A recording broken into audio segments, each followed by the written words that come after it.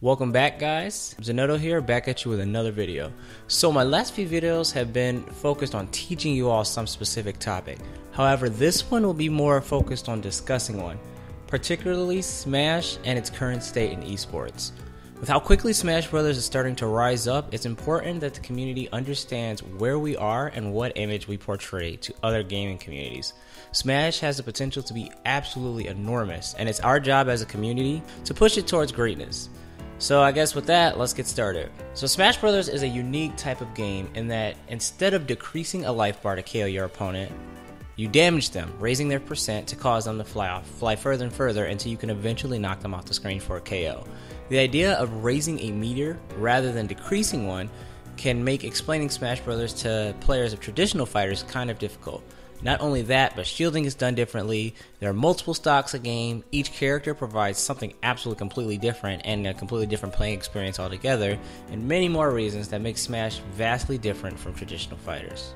Explaining this to players of fighters is hard enough, but imagine explaining it to someone who plays MOBAs, or someone who plays first-person shooters, or just someone who has never even heard of Smash before.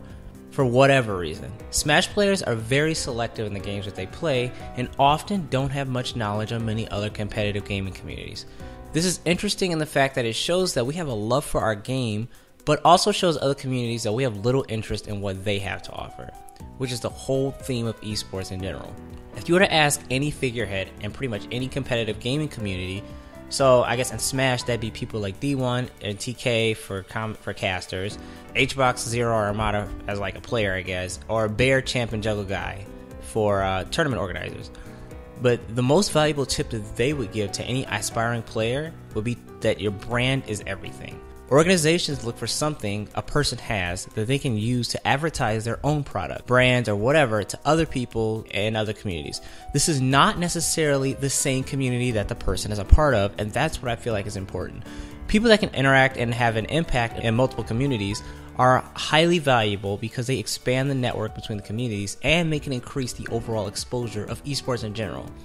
This works to increase crossplay as well, interconnecting the different communities. Here's essentially what I'm trying to say in story form.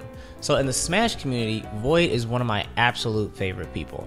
Now this is partially because he's a great player and a great streamer and his combos are super cool and blah blah blah, but it's mostly because of how easy it is to talk to him about other games. In my case, it's particularly League of Legends. I watch League streams a lot of the time when I'm eating, similar to how a lot of people watch TV or something like that when they eat.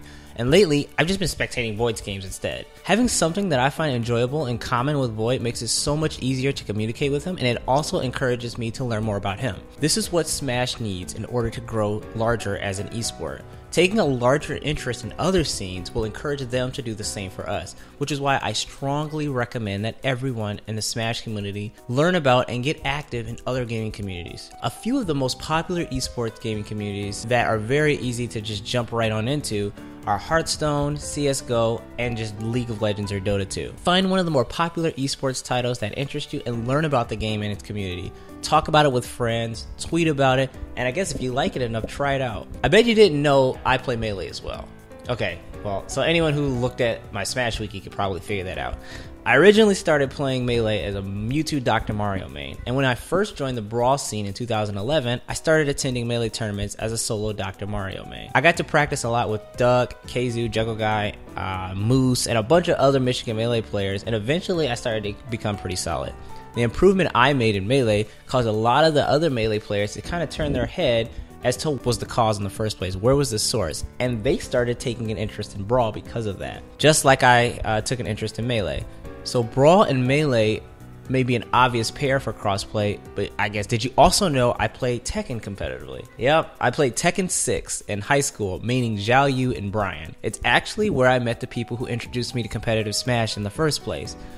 Crossplay between games is super important for expanding scenes. Make sure to keep an open mind, and just like how you immersed yourself in their community, help others interested in Smash immerse themselves in ours.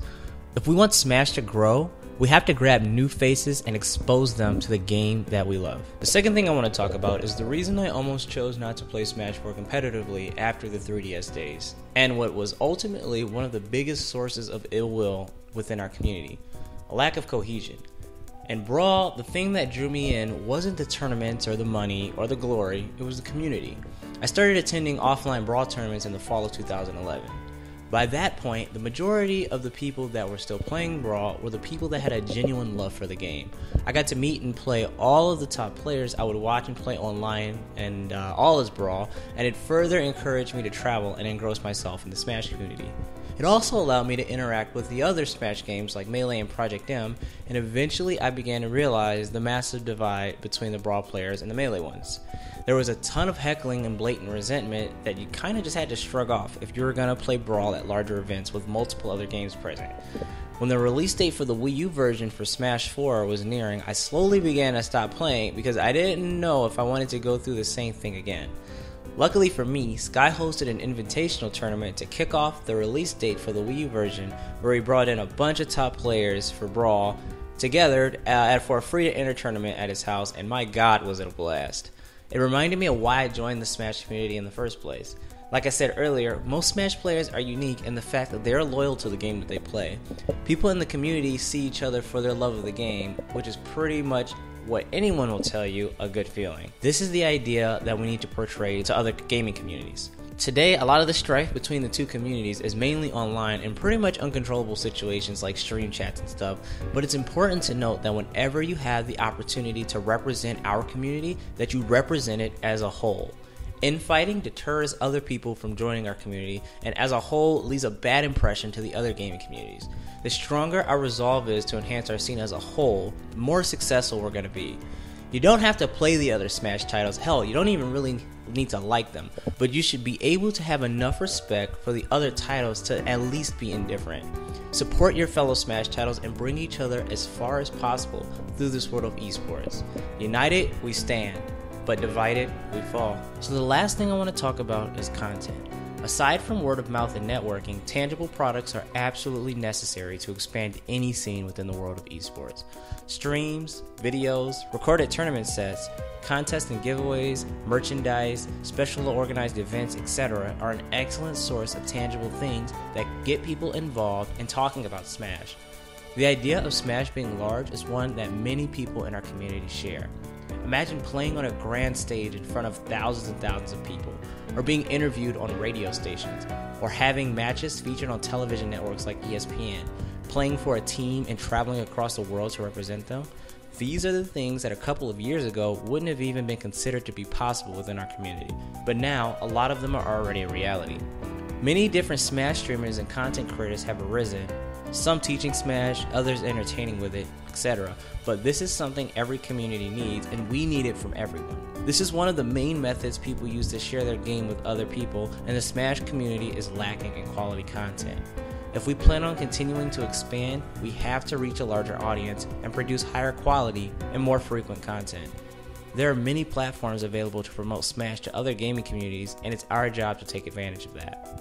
So that about wraps up this video. Smash is in a unique position where it has an opportunity for massive growth that could be easily missed if not properly taken advantage of. The thing is, no one single person or group is going to make this happen.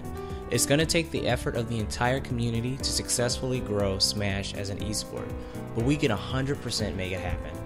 Aside from solely making content to teach Smash, I think it's very important to discuss it as well. The best thing for a community to thrive is to have its members take an active role in it, which is why I'll occasionally be making videos like this. The next video is likely going to be another cram school, but following that will probably be another discussion topic.